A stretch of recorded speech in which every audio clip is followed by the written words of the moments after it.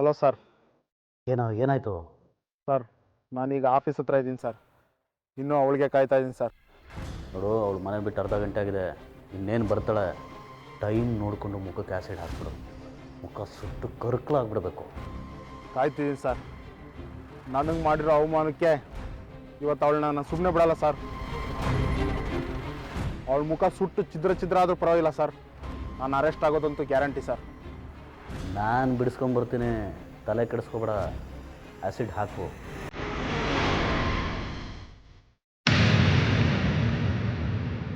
Sir, car ಬರ್ತಾ ಇದೆ sir. ನೀವು ಲೈನ್ ಕಟ್ ಮಾಡಿ ಸರ್, ನಾನು ಆಮೇಲೆ ಮಾಡ್ತೀನಿ.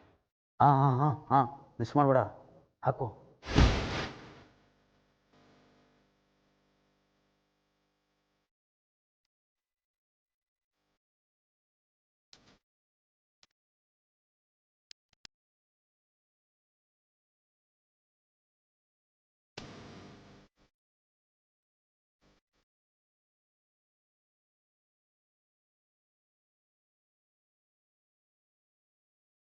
ನಮಸ್ಕಾರ ಮೇಡಮ್. ವಿನಯ್, ನಮಸ್ಕಾರ. ನಿಮ್ಮನ್ನು ಕೆಲಸದಿಂದ ತೆಗೆದುಹಾಕಬೇಕು ಅನ್ನೋದು ನನ್ನ ಮನಸ್ಸಲ್ಲಿ ಇರಲಿಲ್ಲ. ನಿಮಗೆ ಬುದ್ಧಿ ಹೇಳಿದೆ, ಆದರೂ ನೀವು ತಿದ್ಕೊಳ್ಳಿಲ್ಲ. ಇನ್ನೂ ಹೆಚ್ಚು ಮಾಡ್ತಾನೆ ಹೋದ್ರಿ. ಕಡೆಗೆ ನೀವು ಮಾಡಿದ ತಪ್ಪನ್ನು ನೀವೇ ಒಪ್ಕೊಂಡ್ರಿ. I am sorry. ಮೇಡಮ್, ಅದು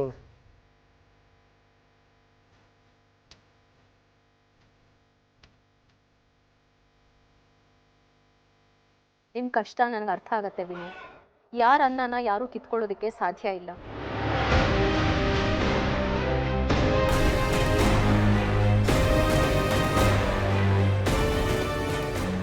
ಇಲ್ಲ ಮೇಡಮ್. ನೋಡಿ, ನಿಮ್ಮನ್ನು ನೀವು ತಿದ್ಕೊಳ್ಳೋ ಪ್ರಯತ್ನ ಮಾಡಿ. ನಿಮ್ಮನ್ನು ಮತ್ತೆ ಕೆಲಸಕ್ಕೆ ತಗೋಬೇಕಾ ಬೇಡವಾ ಅನ್ನೋದ್ರ ಬಗ್ಗೆ ಯೋಚನೆ ಮಾಡೋಣ.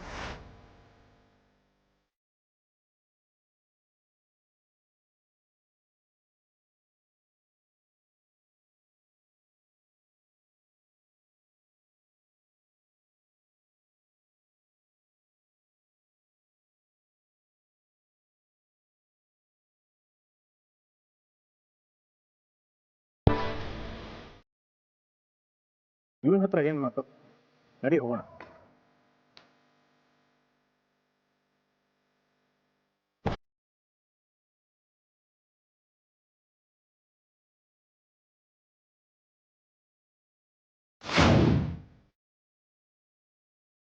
Hello sir.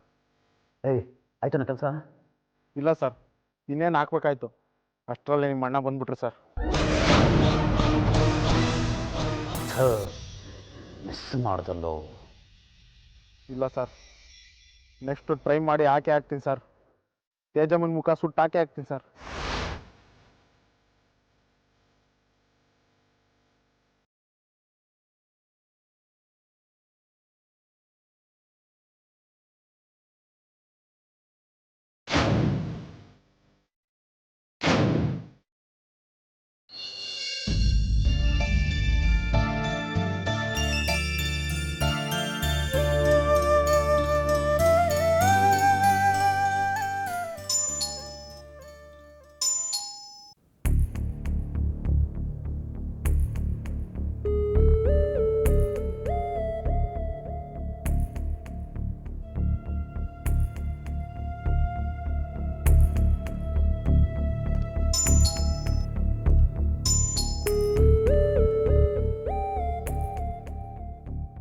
ಚೈತ್ರ, ಚೈತ್ರ, ಬಂದೆ ಅಪ್ಪ.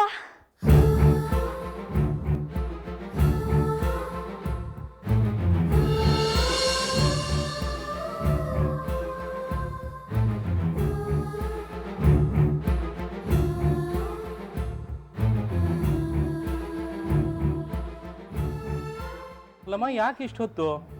ಏನು ಅಡುಗೆ ಮಾಡ್ತಿದ್ಯೇನೋ?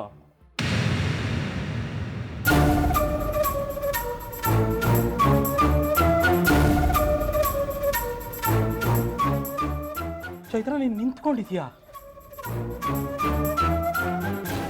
ನನ್ನ ಕಣ್ಣನ್ನು ನಾನೇ ನಂಬಕ್ಕಾಗ್ತಿಲ್ವಲ್ಲಮ್ಮ. ಹೌದಪ್ಪ, ತುಂಬ ಕಷ್ಟಪಟ್ಟು ನಿಂತೆ. ಅದಕ್ಕೆ ಬಾಗಿಲು ತೆಗೆಯೋದು ಸ್ವಲ್ಪ ತಡ ಆಯಿತು. ಚೈತ್ರ, ನಂಗೆ ನಿಜವಾಗ್ಲೂ ಆಶ್ಚರ್ಯ ಆಗ್ತದೆ. ನಾನೇ ನಂಬಕ್ಕಾಗ್ತಾ ಇಲ್ಲ. ಅದು ಸರಿ, ನಿನಗೆ ಕಾಲು ಯಾವಾಗ ಬಂತಮ್ಮ? ಈಗ ತಾನೇ ನಡೆಯೋಕ್ಕೆ ಪ್ರಯತ್ನ ಪಟ್ಟೆಪ್ಪ. ನಂಗೆ ನಡೆಯೋಕ್ಕೆ ಸಾಧ್ಯ ಆಯ್ತು ಅಪ್ಪ. ಬನ್ನಿಯಪ್ಪ ಒಳಗೆ. ನಿಧಾನ ನಿಧಾನ ನಿಧಾನ ಮಗು, ನಿಧಾನ.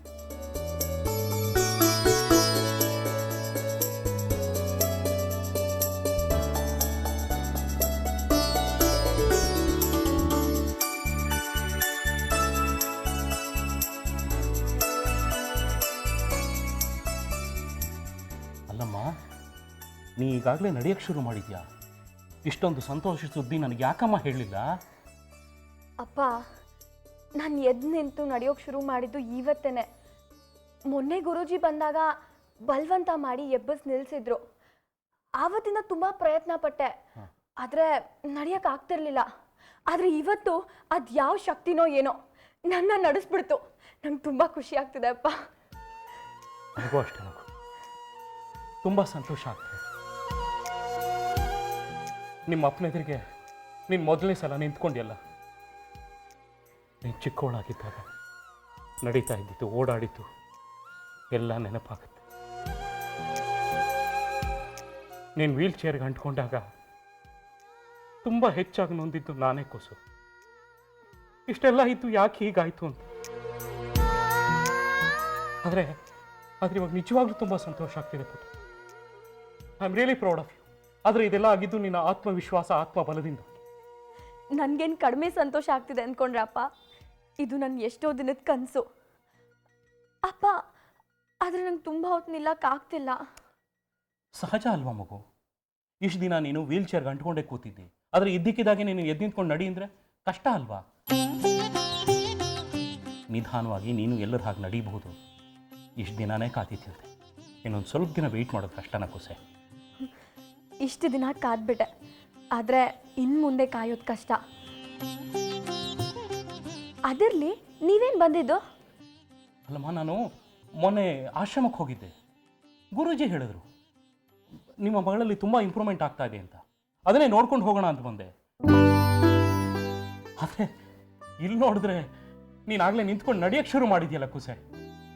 ಅದ್ಯಾಕೋ ನಡಿಬೇಕು ಅನ್ನಿಸ್ತು, ಹಾಗೆ ನಡೆದು ಬಂದ್ಬಿಟ್ಟೆ ಅಪ್ಪ. ಇದನ್ನ ದುಷ್ಯಂತಿಗೆ ಹೇಳಿದ್ರೆ ಅವ್ರು ನಂಬೋದೇ ಇಲ್ಲ. ದುಷ್ಯಂತ್ ಏನ್ ಮಗು? ಕಣ್ಣಾರೆ ಕಾಣ್ತಿರೋ ನನಗೆ ನಂಬಕ್ಕಾಗ್ತಾ ಇಲ್ಲ. ಅದಿರ್ಲಿ, ಇನ್ನೇ ಮಮ್ಮಂಗೆ ಏನಾದರೂ ಈ ವಿಷಯ ಗೊತ್ತಾದ್ರೆ ಅವಳು ಓಡ್ ಬಂದ್ಬಿಡ್ತಾಳೆ. ಒಂದು ನಿಮಿಷ ಫೋನ್ ಮಾಡ್ತೀನಿ. ಅಪ್ಪ ಬೇಡಪ್ಪ, ಈಗಲೇ ಹೇಳಬೇಡಿ. ನೀವು ಮನೆಗೆ ಹೋದ್ಮೇಲೆ ನಂಗೆ ಇನ್ನೂ ನಡೆಯಕ್ಕೆ ಬರಲ್ಲ ಅಂತಾನೆ ಎಲ್ರಿಗೂ ಹೇಳಿ. ಜಾನ್ವಿ ಅತ್ತಿಗೆಗೆ, ತೇಜು ಅತ್ತಿಗೆಗೆ, ಅಮ್ಮನಿಗೆ ಎಲ್ರಿಗೂ ನಾನೇ ನಡ್ಕೊಂಡ್ಬಂದು ಸರ್ಪ್ರೈಸ್ ಕೊಡ್ತೀನಿ. ಓಕೆನಾ? ಆಯ್ತು ಪುಟ್ಟ, ನಿನ್ನಿಷ್ಟ. ನೀನು ಯಾವಾಗ ಇಷ್ಟ ಆಗುತ್ತೋ ಒಂದು ಮನೆಗೆ ಬಾ. ಆದರೆ ಬರೋಕ್ಕೆ ಮುಂಚೆ ನನಗೆ ತಿಳಿಸು. ನನ್ನ ಮಗಳು ಬರೋ ದಾರಿಗೆ ರತ್ನಗಂಬಳಿ ಹಾಸ್ಕಾಯ್ತೀನಿ ನಾನು. ಅಯ್ಯೋ ಹೋಗಿ ಅಪ್ಪ.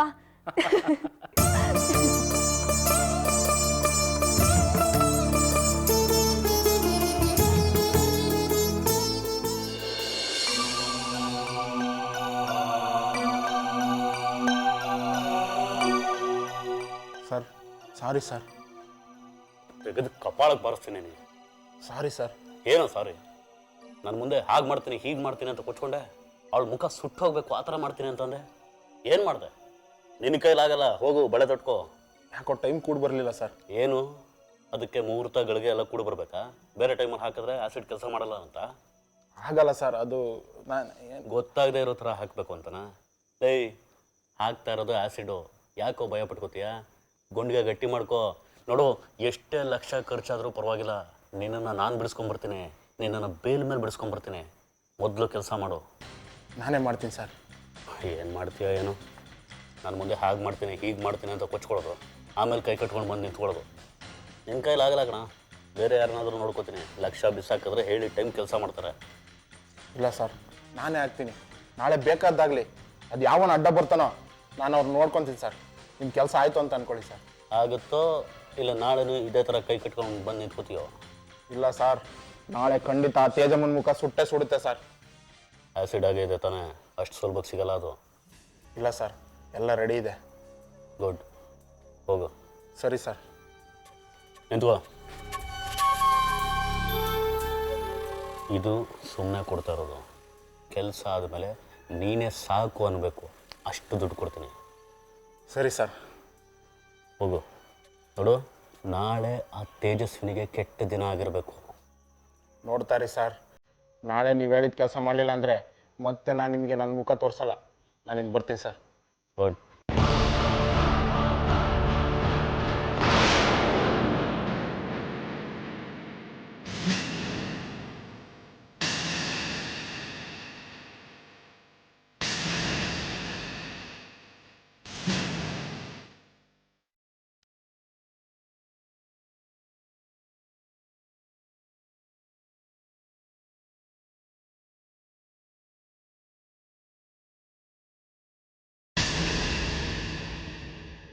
ಅನಿ, ಏನು ನಡೆಸ್ತಾ ಇದ್ದೆ?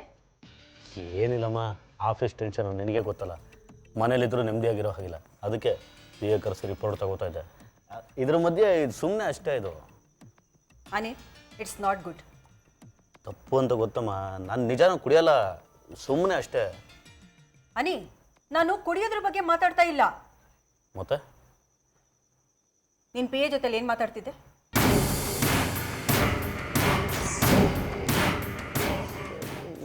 ಏನಿಲ್ವಲ್ಲ. ಸುಳ್ಳು ಹೇಳ್ಬೇಡ ಅನಿ. ಏನು ಮಾತಾಡ್ತಿದ್ದೆ ಅವನ ಜೊತೆಲಿ? ಏನಿಲ್ಲ, ಹೀಗೆ ಆಫೀಸ್ ಬಗ್ಗೆ. ಅವನನ್ನು ಆಲ್ರೆಡಿ ಕೆಲಸದಿಂದ ತೆಗೆದು ಹಾಕಿದೆ ಅಲ್ವಾ? ಅಂಥವನ ಜೊತೆಲಿ ಏನು ಮಾತಾಡ್ತಿದ್ದೆ ನೀನು? ಕೆಲಸದಿಂದ ತೆಗೆದಿರ್ಬೋದು, ಆದರೆ ಈಗಲೂ ನನಗೆ ಪಿ ಎನೇ. ನಿನ್ನ ಸೊಸೆ ಬಗ್ಗೆ ನಿನಗೆ ಗೊತ್ತಲ್ಲ, ಏನಾದರೂ ಕಿತಾಪತಿ ಮಾಡಿರ್ತಾಳೆ, ಎಂಪ್ಲಾಯೀಸ್ ಜೊತೆ ಕೆಟ್ಟದಾಗ ನಡ್ಕೊಂಡಿರ್ತಾಳೆ, ಅದನ್ನೇ ಹೇಳ್ತಾ ಇದ್ದ, ಬೇರೆ ಏನಿಲ್ಲ.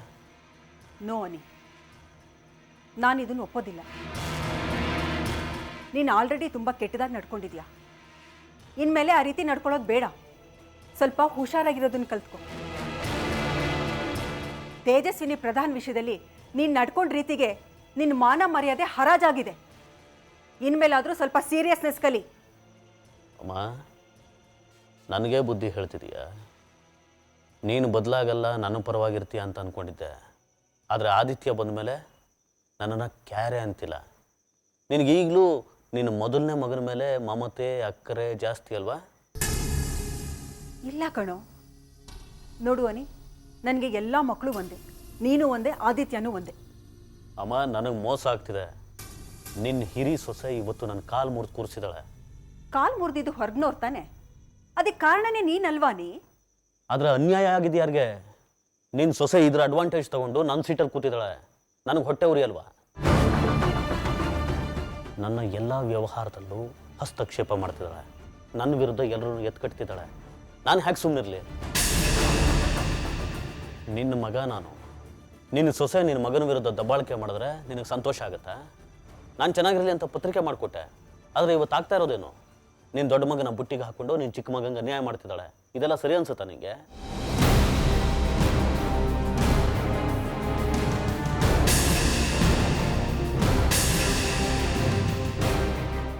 ಹಿಂದೆ ಆಗಿದ್ದಲ್ಲ ಮರಿಬೇಡಮ್ಮ. ನಿನ್ನ ಮಗಂಗೆ ಯಾವ್ಯಾವ ಥರ ತೊಂದರೆ ಕೊಟ್ಟಿದ್ದಾಳೆ, ನಿನಗೆ ಯಾವ್ಯಾವ ಥರ ಹಿಂಸೆ ಕೊಟ್ಟಿದ್ದಾಳೆ, ಅದನ್ನ ನೆನಪು ಮಾಡ್ಕೋ. ನನ್ನ ವಿರುದ್ಧ ಎಷ್ಟು ತಂತ್ರ ಮಾಡಿದ್ದಾಳೆ ಅದನ್ನ ನೆನೆಸ್ಕೋ. ಸಿಟ್ಟು ಬರಲ್ವ ನಿನಗೆ? ನನ್ನ ಪರವಾಗಿರ್ಬೇಕು ನೀನು, ನನಗೆ ಸಪೋರ್ಟ್ ಮಾಡಬೇಕು. ಇನ್ನು ಸ್ವಲ್ಪ ದಿನ ನೋಡ್ತಾ ಇರು. ನಿನ್ನ ದೊಡ್ಡ ಮಗನಿಗೆ ಇನ್ನಷ್ಟು ತಲೆ ಕೆಡಿಸಿ ಇಡೀ ಮನೆ ಯಜಮಾನಿಕೆನ ಅವಳು ತಗೊಂಡು ನಿನ್ನನ್ನು ಮೂಲೆ ಗುಂಪು ಮಾಡಲಿಲ್ಲ ಅಂದರೆ ನನ್ನ ಹೆಸರು ಬೇರೆ ಕಟ್ಬಿಡು. ಅಷ್ಟೆಲ್ಲ ಆಗಕ್ಕೆ ನಾನು ಬಿಟ್ಬಿಡ್ತೀನೇನೋ ಅನಿ? ಅದು ಸಾಧ್ಯನೇ ಇಲ್ಲ. ಅವಳು ಸಾಧ್ಯ ಮಾಡ್ಕೋತಾಳೆ. ನೋಡು, ನನ್ನ ಮಾತು ಕೇಳು. ಅವಳಿಗೆ ಅಯ್ಯೋ ಅನ್ಬೇಡ. ನಿನ್ನ ದೊಡ್ಡ ಮಗ, ನಿನ್ನ ಹಿರಿ ಸೊಸೆ ನಿನ್ನ ಕಷ್ಟಕ್ಕಾಗ್ತಾರೆ ಅಂತ ನೀನು ಅನ್ಕೋಬೇಡ. ಯಾವತ್ತೇ ಇದ್ರೂ ನಿನ್ನ ಕಷ್ಟಕ್ಕಾಗೋದು ಈ ಅನಿರುದ್ಧ ಮತ್ತು ಜಾಹ್ನವಿ ಮಾತ್ರ. ಮರಿಬೇಡ.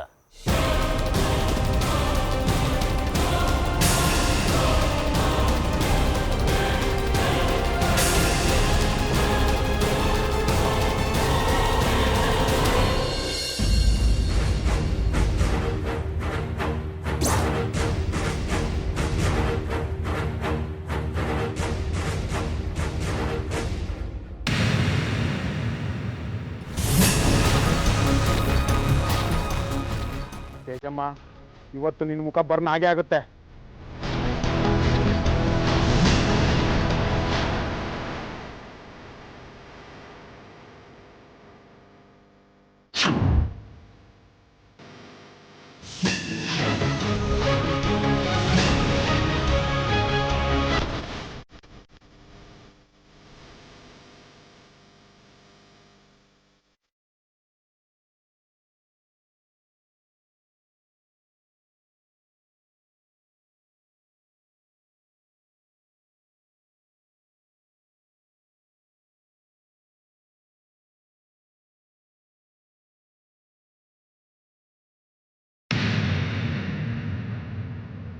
ಏನು ವಿಷಯ ವಿನಯ್?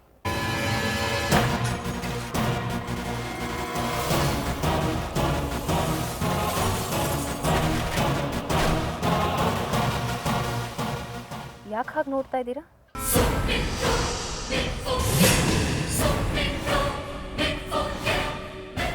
ಮುಖದಲ್ಲಿ ಯಾಕೆ ಇಷ್ಟೊಂದು ಆಕ್ರೋಶ ತುಂಬಿಕೊಂಡಿದ್ದೀರಾ? ಏನಾಯ್ತು? ನನ್ನನ್ನು ಕೆಲಸದಿಂದ ತೆಗಿತೀಯಲ್ಲ? ನೀವು ತಪ್ಪು ಮಾಡಿದ್ರಿ ಅಲ್ವಾ ವಿನಯ್? ತಿದ್ಕೊಳ್ಳಿ ಅಂತ ಕೂಡ ಹೇಳಿದ್ದೀನಿ. ನಾನು ಬೇಕು ಅಂತ ನಿಮ್ಮನ್ನ ಕೆಲಸದಿಂದ ತೆಗಿಲಿಲ್ಲ. ನನ್ನನ್ನು ಕೆಲಸದಿಂದ ತೆಗೆದಾಕಿದ್ಕೆ ನನ್ನ ಮಾನ ಮರ್ಯಾದೆ ಹೋಯ್ತು. ನಾನು ಬೀದಿಗೆ ಬಂದ್ಬಿಟ್ಟೆ. ಅದಕ್ಕೆ ಇವತ್ತು ನಿನಗೆ ತಕ್ಕ ಶಾಸ್ತಿ ಮಾಡ್ತೀನಿ.